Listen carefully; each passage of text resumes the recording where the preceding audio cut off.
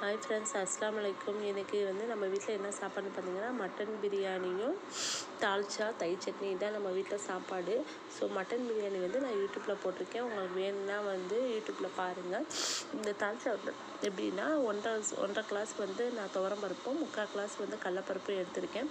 நல்லா கழுவிட்டு ஒரு ஸ்பூன் தண்ணி ஊற்றி லைட்டாக மஞ்சத்தூள், 2 பெரிய வெங்காயம், 2 தக்காளி, 2 பச்சை மிளகா, கொஞ்சோண்டு ஜீரகம், 1 ஸ்பூன் இஞ்சி பூண்டு பேஸ்ட்டு எல்லாம் போட்டு குக்கரில் 3 விசில் விட்டுற வேண்டியதுதான். இந்த எலும்பு போடுவாங்க, பட் என்கிட்ட எலும்பு இல்லாதனால நான் எலும்பு போடலை. உங்கள்கிட்ட எலும்பு இருந்துச்சுன்னா நீங்கள் இதுக்கு தால்ச்சா பருப்பு வேக போடும் போது எலும்பையும் போட்டு நல்லா பருப்பு 2 வெந்திருக்கணும்.